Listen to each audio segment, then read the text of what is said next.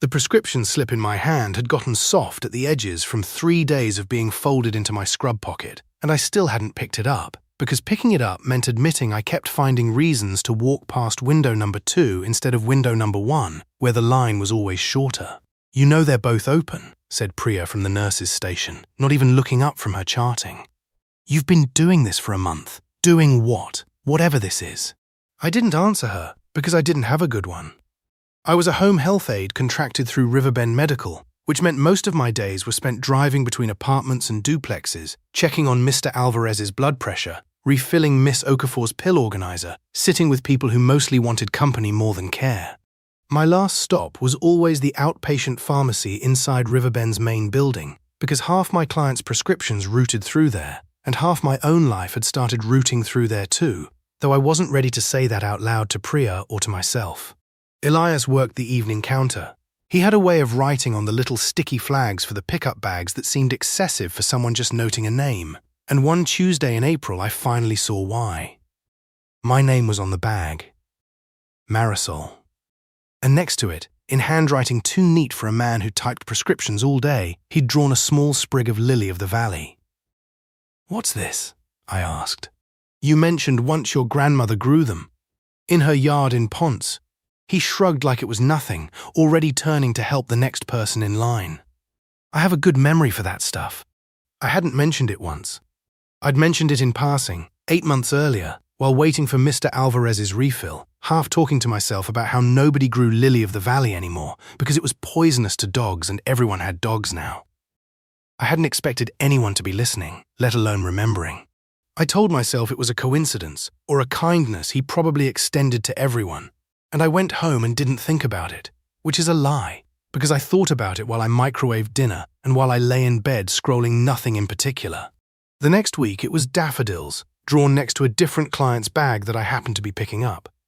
Then peonies, badly rendered, more like cabbages than flowers, the week after that. I started noticing that the flowers matched things I'd said weeks before, sometimes months before, offhand comments I'd forgotten making. It became a kind of ongoing joke between us, except it didn't feel like a joke. It felt like being catalogued gently, like someone was keeping a ledger of me without my permission, and I didn't want it to stop. "You're going to run out of flowers eventually," I told him one evening in May, after the pharmacy had cleared out, and it was just the two of us and the hum of the refrigerated case where they kept the insulin. "There's a lot of flowers," he said, "botanically speaking." "That's not a real answer. It's the only one I've got tonight." He leaned on the counter, which he never did when there were other people around, always so careful about looking exactly as professional as the moment required. "Ask me a real question if you want a real answer." I should have asked him then. I had one sitting right at the front of my mouth. "Why me? Why this? Are you going to ask me somewhere that isn't across a counter with a partition between us?" And I let it dissolve instead, because asking would have made it a thing, and as long as it wasn't a thing, I couldn't be disappointed by it. That was the whole architecture of how I protected myself back then, if you want to call it protecting. I'd been engaged once, briefly, 2 years before, to a man who'd decided 3 weeks out that he wasn't ready, and I had rebuilt myself afterward into someone who collected small, pleasant moments and refused to stack them into anything with weight. Weight was the thing that broke. So I said, "Good night, Elias," and I went home, and the flower that week was jasmine, and I looked up what jasmine meant and immediately regretted it, because it meant something too tender for a man who was only being nice to a regular customer, or so I kept insisting to myself in the car. June came in wet. There was a night I'll remember for reasons that have nothing to do with flowers. A call came in near 11 that Mr. Alvarez had fallen in his kitchen, and by the time I got there with the paramedics, the ambulance was already loading him, and I rode along because his daughter was out of state and someone needed to be the calm voice he recognized. Hours in an emergency waiting room have a specific flavor of loneliness, the fluorescent kind, and around 1 in the morning I texted the only person I could think to text, which was strange because I hadn't asked Elias for his number, and yet somehow, weeks before, it had ended up in my phone, saved under Riverbend Farm. Elias, like I was hedging even in how I labeled him. He came, not because I asked him to. I hadn't. I'd only said I was at the hospital and it was a long night. But 40 minutes later, he walked into that waiting room in a flannel that wasn't his work shirt, holding 2 coffees and, I swear to God, a single grocery store carnation wrapped in cellophane, the kind they sell by the register for $4. "It's the only flower open at midnight," he said, sitting down beside me like it was the most ordinary thing in the world. I didn't have a story for this one. I just wanted you to have something. I cried a little, which embarrassed me, and he didn't try to fix it. He just sat with his shoulder against mine and let the waiting room noise fill in around us, and somewhere in that plastic chair I understood that I had been keeping a whole person at arm's length for months because I was scared of exactly this. Of someone showing up for the unglamorous middle of a bad night, no flourish, no ledger, just presence.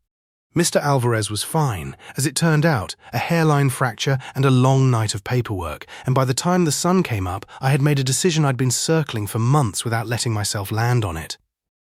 "Ask me the real question," I said to Elias in the hospital cafeteria at 6 in the morning, over bad coffee and a shared blueberry muffin. "The one you offered me back in May." He looked at me for a second like he was recalibrating something. "Would you let me take you somewhere that isn't a counter with a partition in it?" "Yes," I said, and it came out steadier than I expected, given how long I'd been avoiding the question underneath his question, which was really just, "Are you willing to risk something again?" But I want to know why the flowers. The real answer, not the sweet one. He was quiet for a moment, turning his cup in his hands. "Because you never asked for anything. Every person who comes through my window needs something. A refill, an answer, a shortcut around insurance. You'd come in exhausted from 12 hours of taking care of other people, and you never once asked me for a single thing. So I started giving you things you didn't ask for, because I figured that was the only kind of gift you'd actually accept. I've turned that over more times than I can count since. Whether the kindest thing you can do for somebody who's used to being the caretaker is to give without conditions, or whether that just teaches them they never have to ask, never have to want out loud. I still don't have a clean answer, and maybe there isn't one. What I know is that we started spending Sunday afternoons together, that summer, slow and unhurried, no flags on paper bags anymore because there was no counter between us to write them on. We got married 2 Octobers later, in a backyard, and against every piece of advice from every florist we talked to, I insisted on lily of the valley in the arrangements, poisonous or not, because it was where the whole ledger had started, a woman's grandmother's yard in Ponce, remembered by a stranger who turned out not to be a stranger at all. My bouquet wilted by evening, the way that particular flower does, fast and unglamorous and real, and I have never once minded that the photographs show it a little bit drooping, because that felt truer than anything perfect would have.